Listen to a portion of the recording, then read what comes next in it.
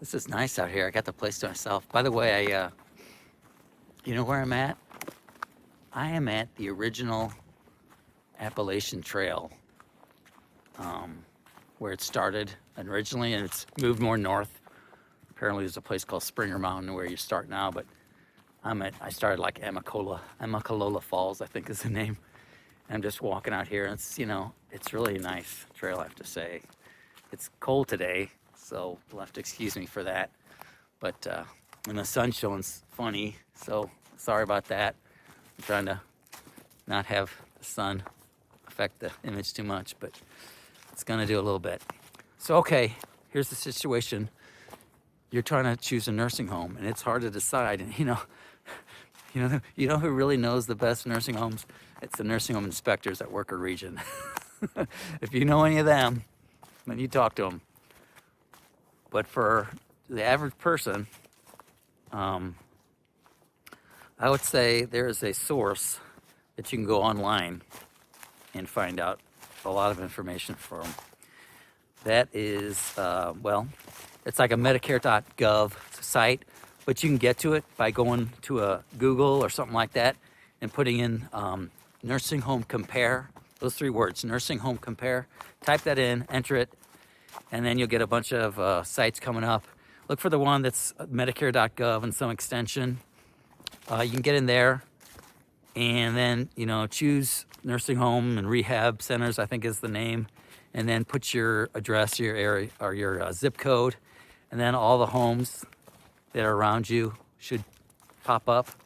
And basically, it's a rating system. It's a 5-star rating system, so that if it's a 5-star, that's the best, and it rates it on different factors. And these are pretty solid factors. There's only one that's a little controversial, I think, in the industry that I can understand why some homes don't like it. But the first one, and probably the most important one, as I was telling you about staffing being a real concern, is it looks at staffing. So it rates that, it looks at it, because nursing homes have to submit their staffing numbers. And it'll judge it partly on that. And then it'll also judge it on past deficiencies, which, just so you know, so you don't freak out, nursing homes, most all of them get some deficiencies, but there's a big difference between getting 3 and 20, and there's a big difference between getting a deficiency because you didn't take lint out of a dryer on time, and between, totally neglecting someone's skin care and them having bad pressure sores, different levels of seriousness. So that'll go there. And just FYI, I'm partly saying about that deficiencies because homes have to leave that last annual inspection out for people, the public, to review. And sometimes people review it, and you have to kind of know what you're looking for. If it's a big, long thing, that's a real concern. If it's not that long, it's not that bad. Just because they got 1 or 2, don't sweat too much about that. Anyway, enough said about deficiencies. So that's the second criteria that it's often based upon. The third one, and the one that's a little more concerning, is called quality indicators. Those might be things like the number of pressure sores, the number of infections, the number of people with weight loss. And that's controversial because, you could have one facility that takes a lot of folks that maybe have like a psych diagnosis and they're younger and they're not going to be as prone to things like that. Or you can have a facility that just takes people who with heavy care needs and other facilities that don't, and that's going to show up their numbers more, So that one's a little more subjective. But anyway, that's what it's based upon. Now, if I were you looking at that criteria, I would probably limit myself to just facilities that are 4s and 5s. When I did a region of like 5 counties for over 20 years, I got to know those homes, and generally those ratings were pretty good. And the ones and there weren't many that were just really great, but the ones that were really great were usually 4s and 5s. I wouldn't want to go lower. Maybe a 3 if it's a place you can go to regularly and you're not comfortable speaking up when there's concerns, and you're good at doing that, you know, getting things you need done.